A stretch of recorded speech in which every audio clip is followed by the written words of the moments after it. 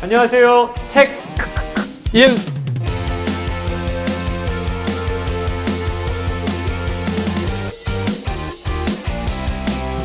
반갑습니다. 반갑습니다. 환영합니다. 예, 저는 BC에전시 대표이자 북칼럼니스트 홍순철입니다.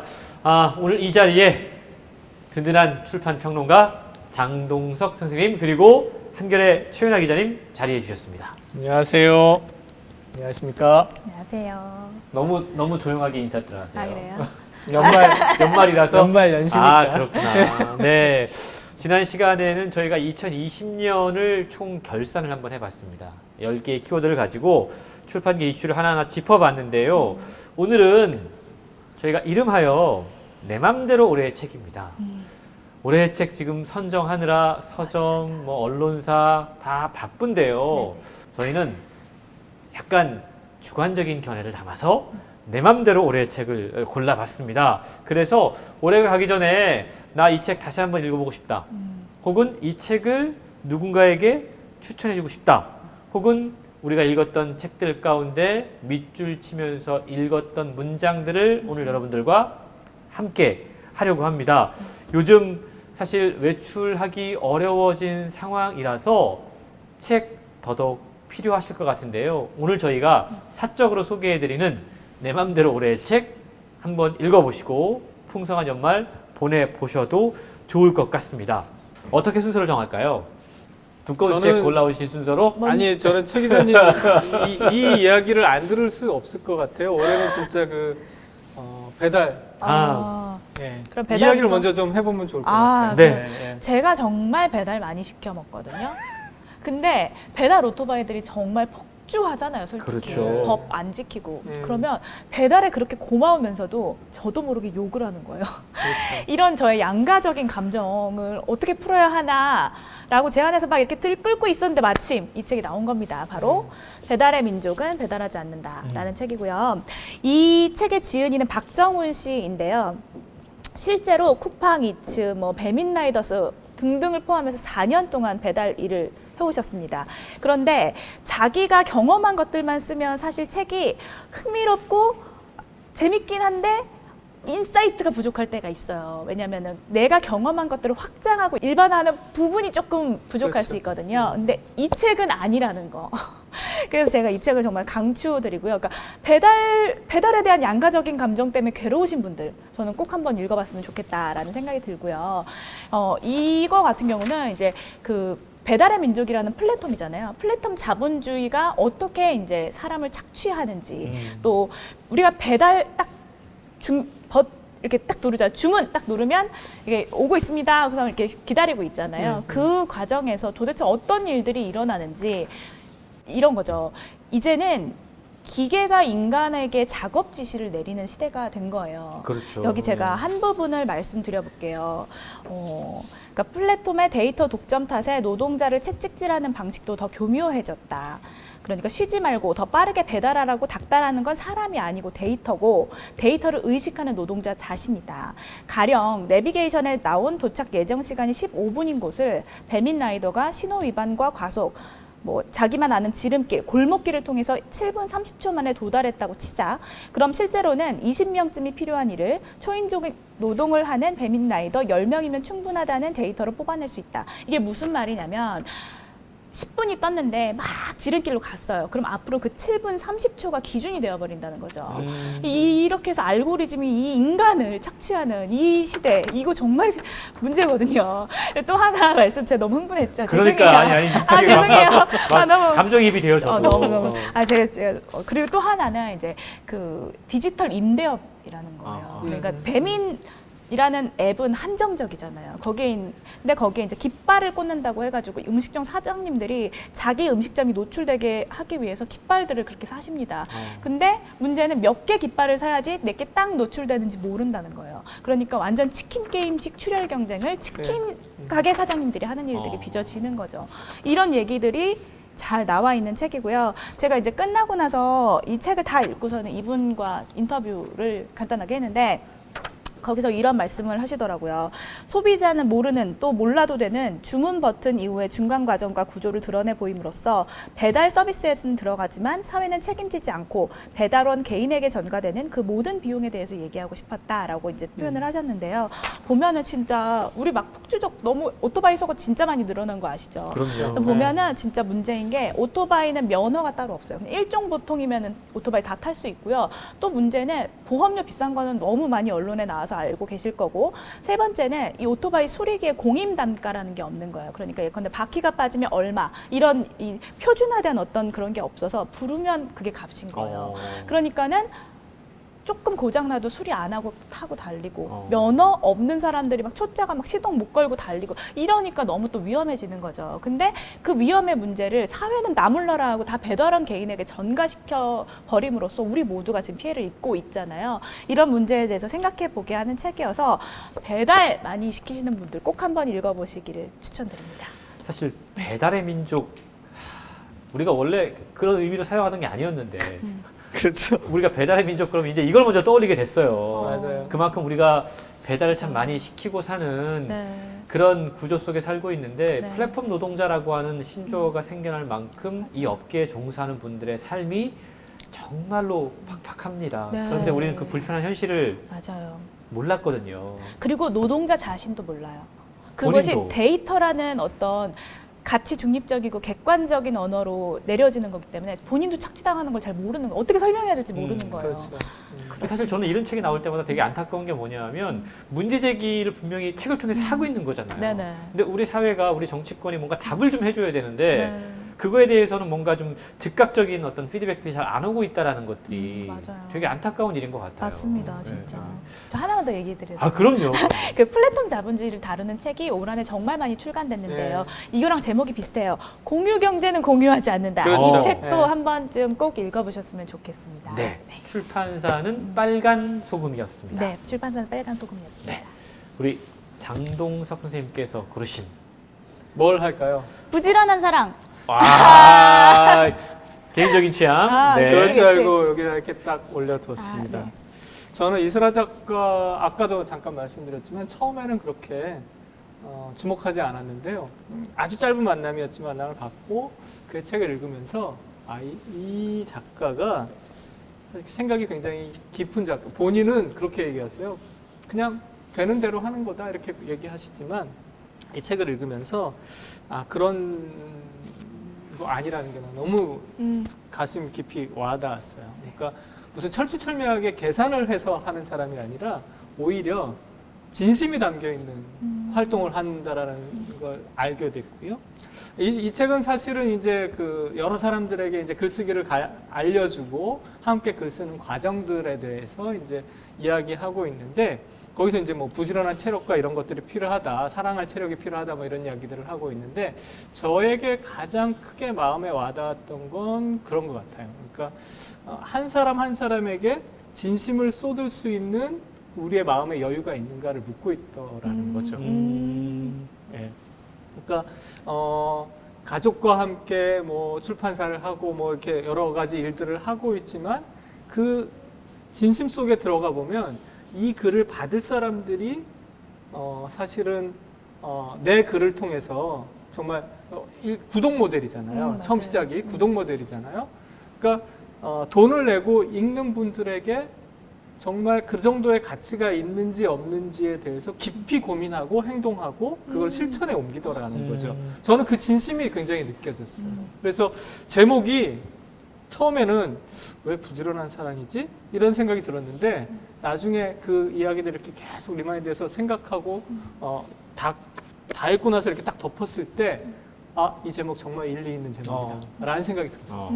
아니 제목도 그렇지만 이슬아 작가는 정말 부지런하게 무언가를 맞아요. 열심히 하는 정말, 작가잖아요. 진짜요. 네, 네. 진짜 열심히. 그러니까요. 체력 진짜. 요즘 같은 세상에 무언가를 열심히 한다라는 것도 정말 큰 미덕인 것 같고요. 맞습니다. 예, 그런 면에서 보면 어떤 책의 문장이 우리 장동 선생님의 마음을 움직였을까? 200서 쪽에 궁금해지는데요. 보면 이런 글이 있어요. 그러니까 어쨌든 이제 같이 글을 쓰던 사람들의 글이 사실은 이렇게 썩 만족스럽지 않을 때가 있잖아요. 글쓰기 처음 하는 사람들에게 글을 가르쳤는데 그렇죠. 당연히 그리고 20년 넘게 글을 썼는데 제 글에도 제가 마음에 안 들 때가 너무 많은데 이런 문장이 있어요. 나름대로 최선을 다해도 우리들의 글에는 언제나 부족한 점이 발견되었다. 이런 문장이 있는데요. 저는 이 한 문장을 보면서 이게 그들의 문장에 부족함이 발견되었다라고 표현하지 않고 우리들의 문장에라고 표현한 게 저는 굉장히 인상적이었어요. 근데 그런 표현이 여기에서만 있는 게 아니에요. 항상 그와 내가 혹은 그들과 내가 같이 존재하는 사람이라는 걸 책 내내 인식하고 있다라는 거죠. 저는 그래서 맞아요. 굉장히 깊이 진짜. 이 이스라 작가의 글쓰기가 우리 시대에 특히 젊은 세대에게 공감을 얻고 있다라는 생각 들어요. 사실은 휘하를 구분하고 각자 도생하는 세계로 우리가 깊이 빠르게 들어왔는데 그럼에도 불구하고 계속해서 우리라는 인식을 갖고 있다라는 점. 그게 굉장히 큰 미덕이 아닐까 이스라 작가의 그런 생각을 하게 하는 책이었습니다. 예, 기대가 됩니다. 부지런한 사랑입니다. 출판사가 문학동네. 문학동네. 네. 제가 잠깐 네. 제가 고른 책 한번 이야기해 드릴게요. 저는 죽은 자의 집 청소라고 하는 책 골라봤는데요. 가까운 사람의 죽음을 마주한 적이 있어요. 있으시죠? 네, 있죠. 그때 느낌이 어떠셨어요? 죄송해요. 또 제가 그 아픈 기억을 떠오르게 해서. 그때 되게 내가 삶이 진짜 유한하구나. 이거를 정말 이제 피부로 느꼈던 것 같아요. 내가 정말 사랑하는 사람들과 행복해할 시간이 많지 않겠구나. 네. 이런 거. 우리가 흔히 그런 이야기 합니다. 죽음 앞에서는 모두 평등하다. 근데 죽음의 자리에도 차별이 존재하더라고요. 예, 저는 그걸 앞서 얘기했지만 장례식장을 다녀볼 때마다 느끼거든요. 이렇게 가는 모습도 있네. 이렇게 가는 모습도 있네. 근데 사실 그나마 그곳은 장례식장이 있는 분들이었어요. 근데 이 책에 등장하는 죽음의 모습은 그런 곳조차 없는 분들의 죽음이 책에 소개가 됩니다. 저자가 김환 작가인데요. 특수 청소부라고 하는 직업을 갖고 있는 분이세요. 근데 되게 공교롭게 이분 책이 나올 무렵에 TV에서도 특수 청소부가 한번 등장해서 직업 세계를 소개한 적이 있었고 또 유튜브에도 되게 맞아요. 이 직업 세계를 소개한 그렇죠. 분이 있더라고요. 맞아요. 그래서 우리가 이제 그 직업 세계에 대해서 알게 됐는데 누군가 외롭게 고독사를 당하시거나 혹은 사고사를 당했을 때 가족이 없어서 사체를 수습할 상황이 안 될 때 이제 뭐 이런 분들이 이제 거기에 가서 그러니까 이런 분들은 누군가가 죽으면 그 순간부터 일이 시작되는 그리고 아이러니하게도 그 죽음의 현장이 지저분하면 지저분할수록 훨씬 더 단가가 높게 매겨지는 일을 하고 있는 분이거든요. 그러니까 이분이 자신이 경험했던 다양한 죽음의 현장을 책을 통해 소개를 하고 있는데 우리가 흔히 그런 이야기 합니다. 메멘토 모리라고 이야기해서 죽음을 항상 떠올려라. 근데 그 역설적으로 죽음을 떠올리면 우리가 어떻게 살아야 될지에 대한 생각들을 더욱더 많이 하게 맞아요. 되잖아요. 근데 저는 이 책을 읽으면서 정말 메멘토 모리라고 하는 키워드를 우리 사회에 던져주는 책이라는 생각을 해봤어요.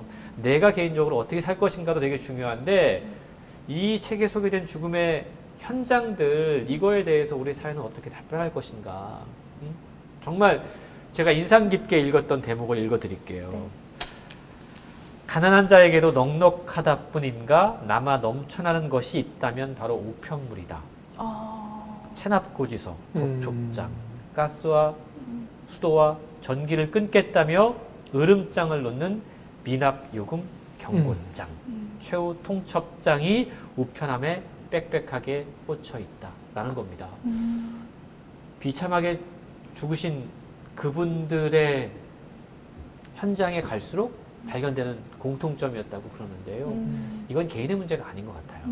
그런 면에서 보면 이 죽음의 현장에서 우리가 어떠한 좀 고민들을 해야 될지 우리 사회에 중요한 화두를 던져준 그런 책이 아니었는가. 물론 개인적인 직업의 세계를 소개하고 있지만 저 개인적으로는 그런 어떤 질문들이 저에게 더욱더 엄중하게 다가왔던 그런 책이었습니다. 그러니까 어떤 의미에서 보면 계속해서 우리는 죽음을 떠올리는 삶을 살아야 하지만 일상에서는 그렇게 전혀 하지 않거든요. 그런 부분들을 우리가 늘 염두에 둬야 되지 않을까 그런 생각합니다. 네.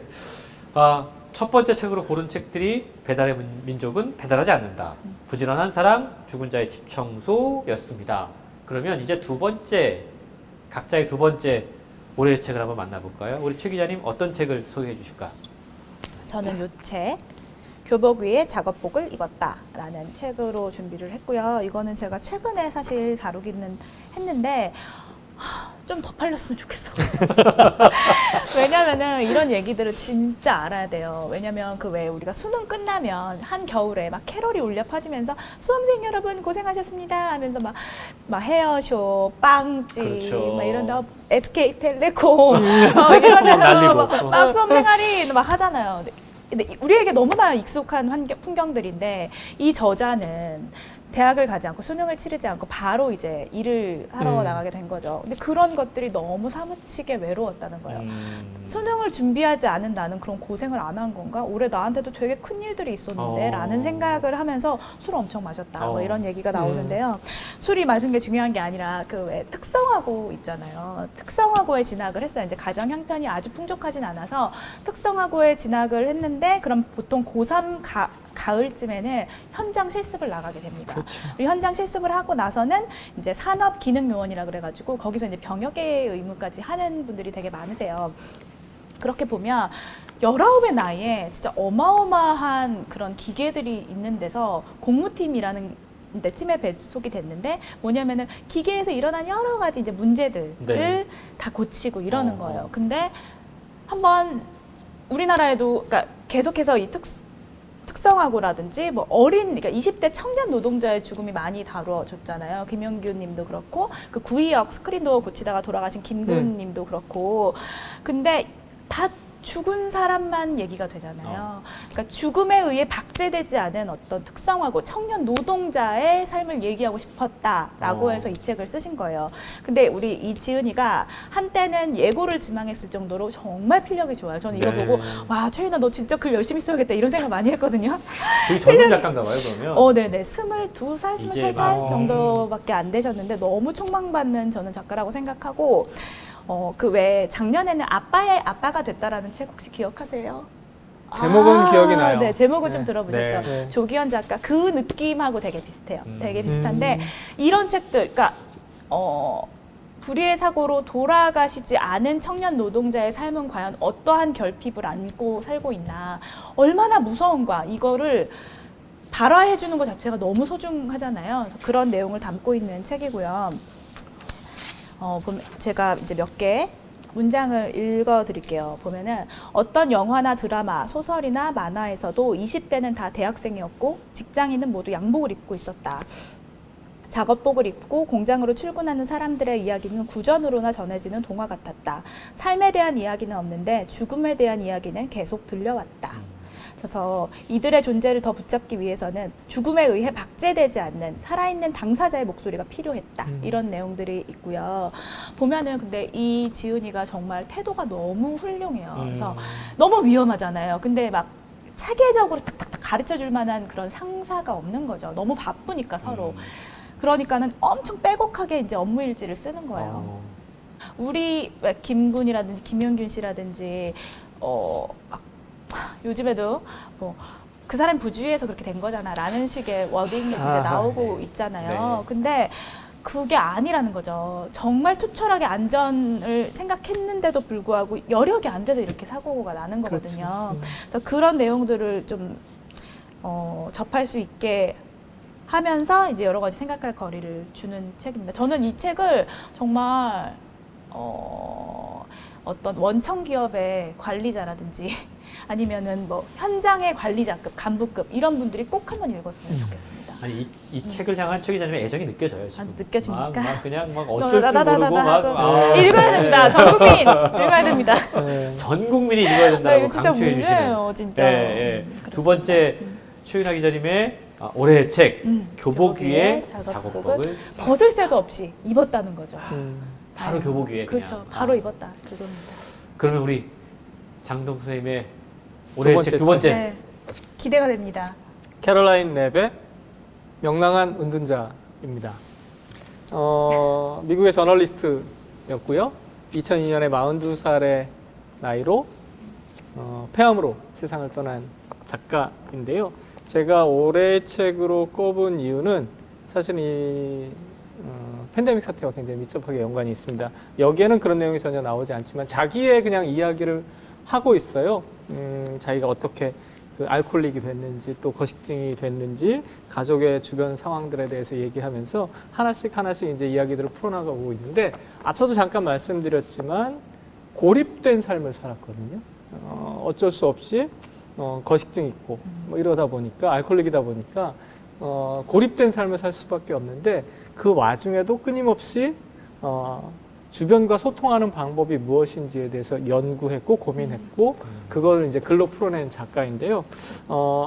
앞서 얘기한 것처럼 고립의 시대에 고독을 고민한 책이어서 저는 이 책이 의미 있다 생각이 들고요.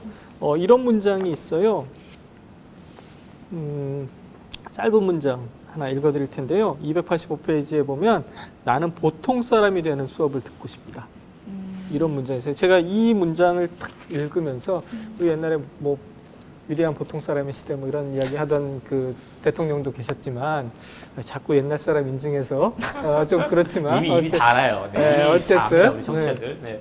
저는 이 문장이 굉장히 마음에 와닿았던 게 저는 그냥 보통 사람이지만 보통 사람이고 싶어하는 그렇지 않은 사람들이 너무 많다라는 거죠.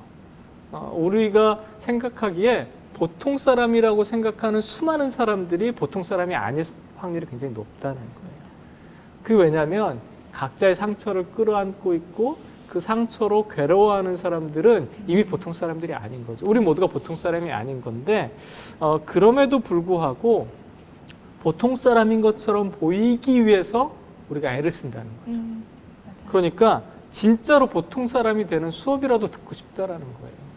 이 캐롤라인 랩의 이야기는 이런 나를 도와줄 사람이 도대체 있을 것인가? 근데 끝에 긍정해요. 네. 고독 속에서 얻어낸 답은 누군가 나를 도와줄 사람이 분명 어딘가에 존재할 것이다. 그 가능성과 희망을 나는 놓지 않겠다. 그러니까 고독 중에도 희망을 발견할 수 있는 거죠. 저는 이 책이 굉장히 큰 위로가 되는 책이었습니다. 뽑고 보니까 지금 제가 가지고 온 책들이 여성 작가들의 책이 굉장히 많은데 네. 어쨌든 이 명랑한 은둔자 이 책을 한번 꼭 읽어보고 싶사 네. 권해드리고 싶습니다. 저도 사실 이 책이 5권이었잖아요. 6위였어요. 그래서 여기. 그래서 막판에 이제 뺐는데 저도 이제 너무 좋은 이게 번역자가 김명남 선생님이시잖아요. 근데 이 번역자가 이 작가를 너무나 애정하는 맞아요. 게 그 옴기니의 말에 딱 한 문장으로 설명되어 있는데 그게 뭐냐면 나는 그의 글들이 필요하다라는 거였어요. 그러니까 정말 그 친구 없는 분들 있잖아요. 저도 친구 없거든요. 친구 없는 분들 읽으면 어이구 내 친구 여기 있었어. 나랑 너무 비슷해. 이런 생각 다 하실 것 같아요. 맞아요. 우리는 믿고 뭐- 보는 번역자 네, 김명남 선생님. 네. 명랑한 은둔자 우리가 모두 필요하는 그런 책이 아닌가 싶고요. 요즘 같은 정말 요즘은 누구나 다 외롭다고 생각하는 것 같아요. 누구나 다 고독하다고 생각하는 것 같고 그렇게 느끼는 것 같은데 그럴 때 우리에게 정말 희망과 용기를 줄 수 있는 그런 책이 아닐까 싶습니다. 저희 5권밖에 소개를 못했는데요. 시간 관계상 여기서 1부 마치고 잠시 후에 2부에서 다시 새로운 책들 가지고 이야기 나눠보도록 하겠습니다.